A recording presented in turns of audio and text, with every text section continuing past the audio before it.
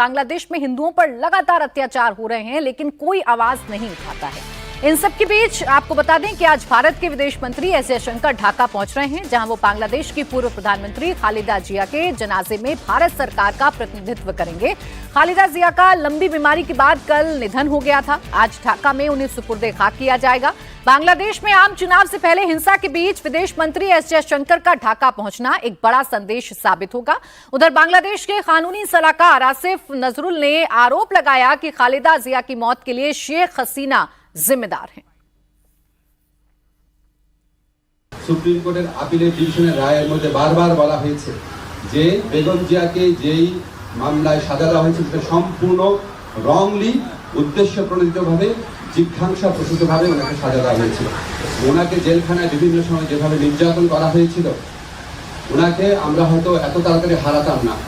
আমি ব্যক্তিগতভাবে মনে করি বেগম জিয়ার এই মৃত্যুর পিছনে ফ্যাসিস্ট যে প্রধানমন্ত্রী ছিলেন শেখ হাসিনা এবং ওনার যে সরকার আছে অবশ্যই তার দায় রয়েছে। अब देखिए, अंदरूनी पॉलिटिक्स से खालिदा जिया को लेकर लगातार आरोप लगते रहे हैं। शेख हसीना पर आरोप लगते रहे हैं। आरोप ये कि 2018 में जब खालिदा जिया को जेल में डाला गया था, तभी से उनकी तबीयत बिगड़ी थी। उनके वकीलों ने इजाजत मांगी थी कि उनको विदेश लेकर जाया जाए इलाज के लिए, लेकिन ये इजाजत तब बांग्लादेश की तत्कालीन सरकार ने नहीं दी थी। लेकिन आज की खबर जो है अवधेशी, वो ये है कि हमारे विदेश मंत्री एस जयशंकर ऐसे हालातों में, जब बांग्लादेश से हमारे संबंध बहुत मधुर नहीं है, ऐसे हालातों में जब हिंदुओं पर लगातार अत्याचार बढ़ते जा रहे हैं, वो खालिदा जिया के जनाजे में आज शामिल होने जा रहे हैं। इससे क्या बदलेगा, क्या संदेश जाएगा? नहीं, बांग्लादेश से हमारे संबंध मधुर तो छोड़िए, इस समय की परिस्थिति में बांग्लादेश और भारत के बीच का ये देखा जाए तो संबंध है ही नहीं। एक दूसरे के प्रति अविश्वास है। हमारे देश में बांग्लादेश के रवैये से, वहाँ के कट्टरपंथियों के रवैये से गुस्सा है।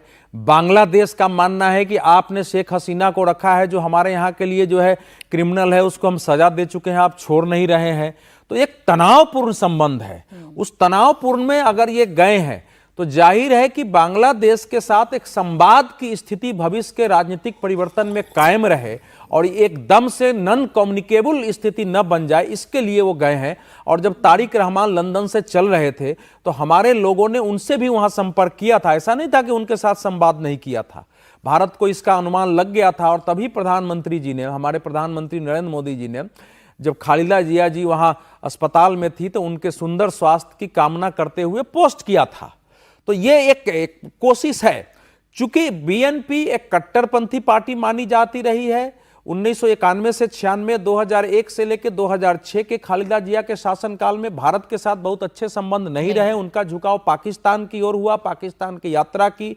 हमारे तत्कालीन प्रधानमंत्री डॉक्टर मनमोहन सिंह को सार्क की यात्रा तक रद्द कर दी पड़ी भारत विरोधी बयानों के कारण। लेकिन इस चुनाव में यह देखा गया है कि अब उन्होंने जो जमाते इस्लामी के साथ अपनी दूरी बनाई है और जो तारिक रहमान ने कहा है कि न हमको दिल्ली न पिंडी यानी रावलपिंडी, हमारा बांग्लादेश फर्स्ट होगा, तो इसमें एक उम्मीद की किरण जगी है कि 17 सालों बाहर रह के आए हैं, उनका भाव थोड़ा अलग होगा। अगर नहीं भी होता है तो हमको आज व्यवस्था में तालिबान के साथ अफगानिस्तान में संबंध बनाए रखने पड़े हैं और बांग्लादेश हमारा पड़ोसी है और बांग्लादेश के साथ तो हमारे आज के संबंध नहीं बताता हूं, बंगाल से लेके बिहार तक के रोटी के संबंध है, बेटी के संबंध है, लोगों का आवागमन है, बसें जाती है, हमारे अनेक तीर्थ स्थल वहां हैं, वहां के लोग हैं, तो इसको बनाए रखने की आवश्यकता है।